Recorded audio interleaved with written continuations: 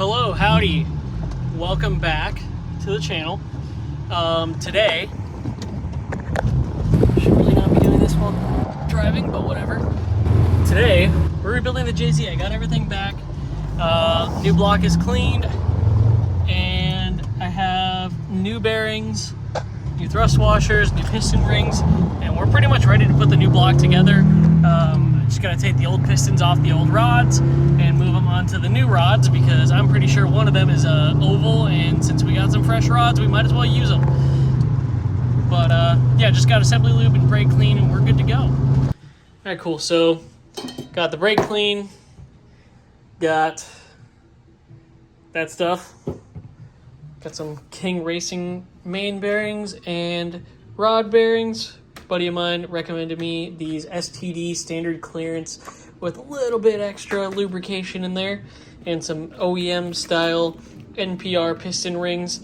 These are exclusive to 1JZ and 3S GTE, and I believe the beams 3S GE as well. They have a tapered, I think, piston ring, so it's called a Napier ring. Basically directs oil the correct direction, which also is something we found out that the old block had. The other pistons had that Napier ring upside down, so in cold start it would burn a little bit of oil, and yeah, we're just redoing that because of that. The piston rings were good. I had good compression, and no ring lands were cracked. Yes, this is my dining room tool box JZ building area. Also, I decided to go with this block because it was already honed. Looks nice and tidy in there. Just gotta clean it out, and then we can pretty much assemble. Also, say hello to Gumbo. What's up, dude? What's up? This is Gumbo. He's my baby. He's the biggest one we got. But he's the babiest. And this is Calzone. He's the oldest, and these guys are best buds. They love each other. And Hannah 7-foot clown. But yeah, little tour of my place. But yeah, this block, once it's assembled and I, finish cooking all the grease off of it with a torch, I'm gonna get it all painted and looking pretty.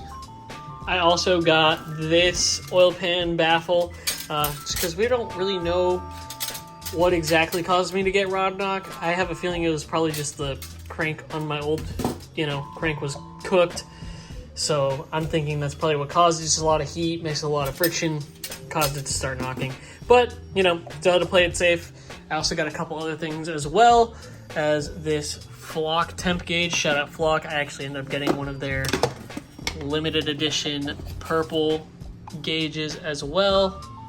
So that's pretty sick. It'll go with the new fuel rail and the HKS timing belt, the cam gears, and this PRP oil cap, which is absolutely sick. I'm also doing drive-by-wire and the electronic pedal and another safety measure. I also got a oil cooler as well from Circuit Sports. Shout out Injuku Racing. They got me this like a couple days, and that should help out a lot with oil temps and actually being able to read my oil temperature.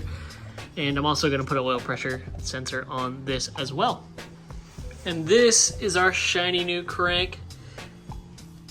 Nice and polished. Shout out Camel for giving me a freshly polished crank because that saved me some time and effort. And this is actually still stock clearances, thankfully, as told to me by his machine shop. So this one will definitely be good to go with these stock size bearings. Still gonna check everything. Might, check the hone on these, but he said everything was stock, so I will probably take his word on that. But for this thing, I really don't need to go oversized or anything. I'm not trying to get a whole bunch of power. I don't even have forged rods and pistons. I'm just using everything factory. I really only want like 300 to 350. After that, I just start breaking things, and nobody wants that at all. Also, check this thing out. It's a pyramid head freaking mask. Hannah made that by herself for Frankenslide last year. Definitely had to show this off for all the Silent Hill fans, of course. And yes, that is Frankenstein's monster underneath. And yes, he's holding a Costa Rican flag because we love Costa Rica in this house, you know? And this is Waffles. Hello.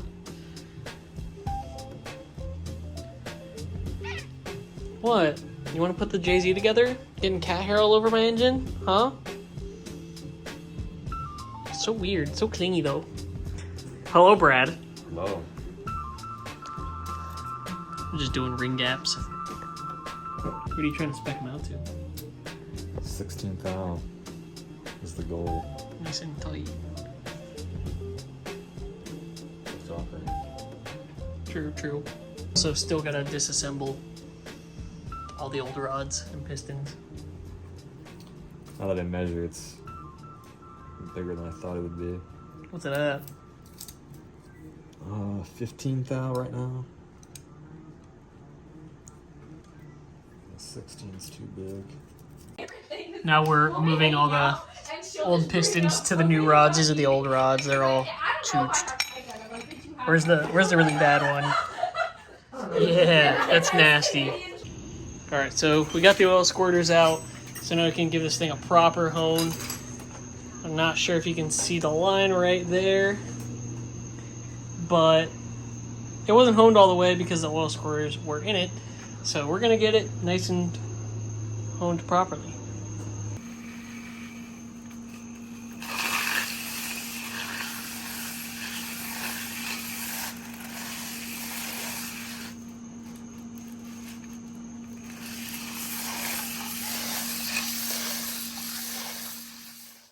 Well, after many hours of honing, maybe not hours, but quite a little bit of honing, we now have everything perfect.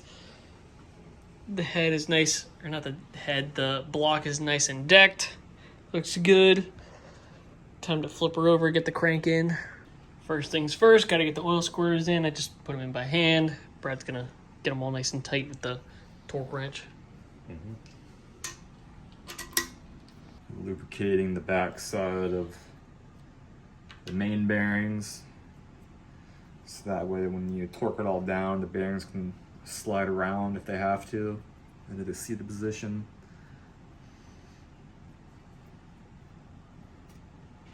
And also the first one, if you don't know, it's a lot thicker than the rest.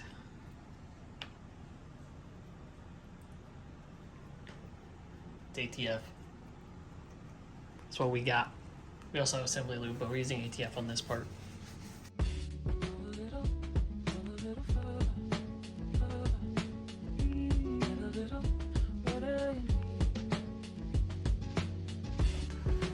Yeah, it's definitely the thrust washer. Yeah, lubing main bearings up with the goop, the stringy goop.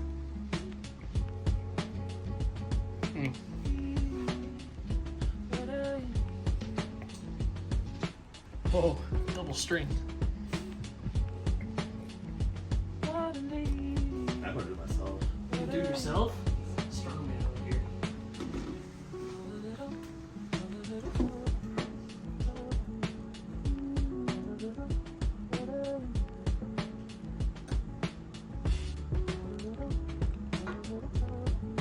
Nice.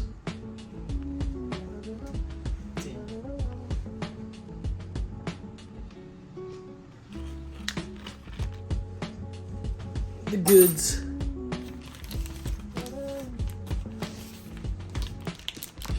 Like a fresh pack of sardines. Oh yeah, dude. Fancy. Do you want to put assembly lube on the crank? Yeah, you can go do that. You should definitely lube up your crank always. Always. Don't put a lot though, just put like enough so that it's like a little dab at the very top. Yeah, that's plenty. Probably not even that much. It spreads out.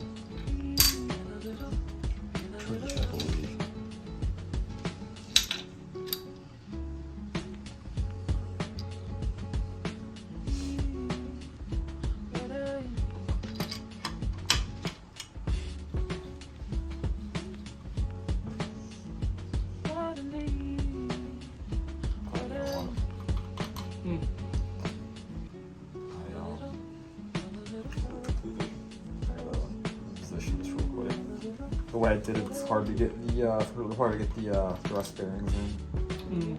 Just you can slide them in, the bottom ones.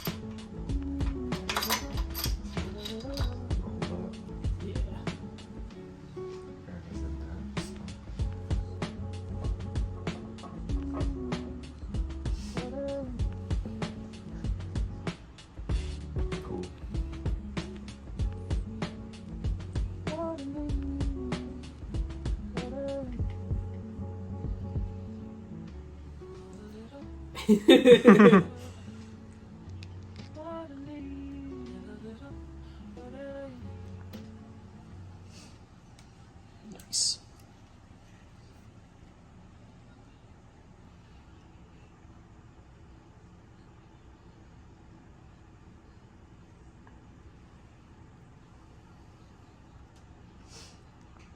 I feel like we're doing surgery. I mean, yeah, this is literally Yeah. Jay-Z surgery. Yours is next. Mm-hmm. That'll be fun. That will be fun. The GX gets JZX power. The GX graduates to what it should have been from the factory. Yeah. Literally. I'm getting some really good shots of Brad's elbow. Nice. Some close-up weenus shots. Close-up weenus shot. Dude, careful. We might have to put this on a different website. Can put it on Hentai Haven. Onlybrads.com. Dude, it's getting stringy and everything. Oh, God. That was a lid. Just gonna reply this now that I rotated it. Phrasing, dog. Oh, look at the method right there. Look at that. Swirling it in. Dude, what a beast.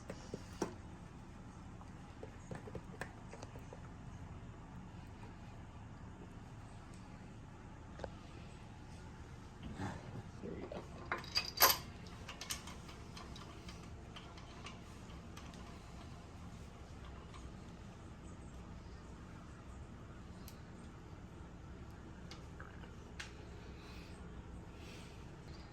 So when you install these, sometimes you can actually like slide them up right a little bit, Mm-hmm.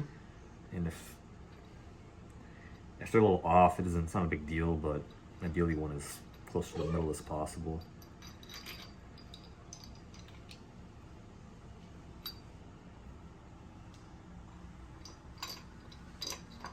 I dripped ATF on the floor. Good job.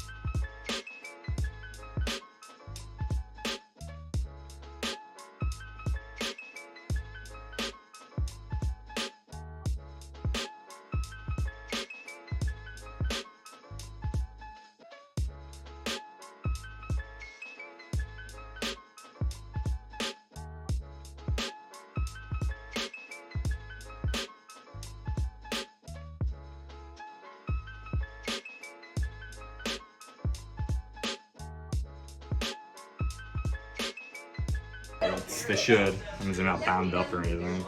I mean, I hate. It was like crazy that like. Got all these torqued. And I guess now put the pistons in. Now that we know it rotates and everything's good. Now we're getting the rod bearings in. Spring compressor on. A little bit of lube. Sad. Actually, I think that's sort of efficient way to do it. Put a little ATF. Bottom bearing in.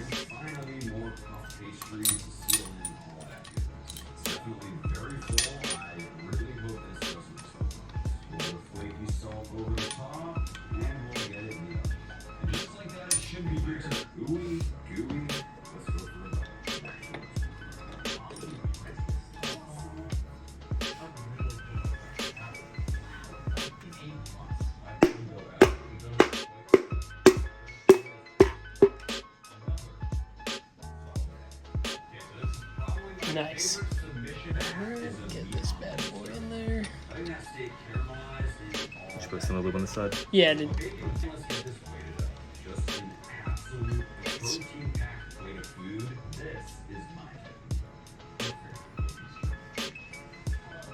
Yeah,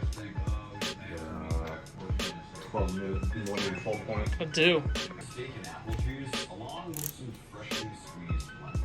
Kind of hoping this will taste like a sour wort or something. You know it's going to be a good day when it Just like Anthony said, we'll let this soak for 2 hours. Just salt and black. Sharpie Then going. we'll get it on the grill. Due to all that moisture, kind of having a tough time getting a strong crust on the steak, even though this grill is ripping hot right now. Well, maybe not the best crust of the day, but of course, what matters is really juicy. Really juicy and tasty. But that kind of meat gives that tang of the lemon. I don't know, mine feels like a lemon fruit dessert in a weird way.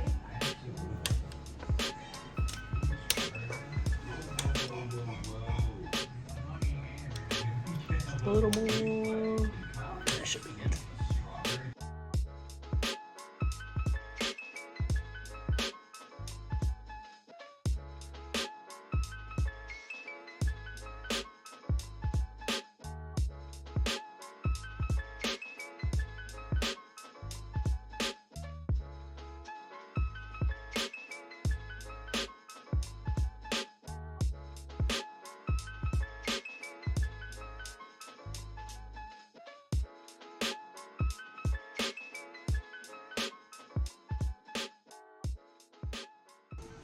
Where is she Alright, got the bottom end back together.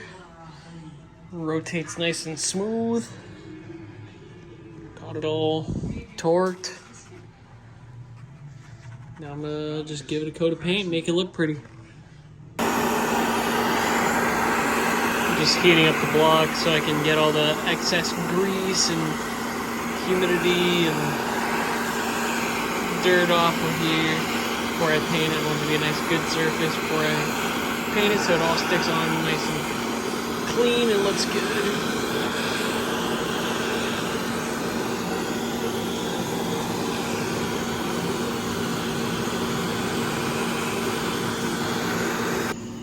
Got the block all nice and torched, all clean. The rest kind of just looks like whatever's staining. Have no idea what it is, but got all the crap off using this grill paint, long-lasting finish up to, 1200 Fahrenheit. Extra rich color. Should work fine on engine block. Gets nowhere near that hot. They have like an engine enamel and stuff, but I've heard of regular spray paint working.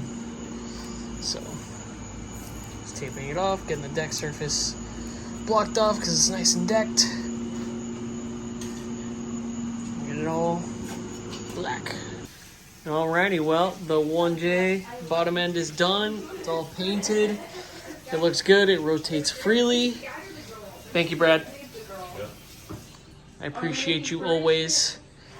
And then also Lucas finished my stuff. So this looks great. That's stripped, but I did find a crack and I think it's from the hood hitting it. So I'm gonna get that welded up before I get polished. And the strut bar mounts are nice and pink. So thank you for watching. And next time, probably get the head on there and get everything else put together.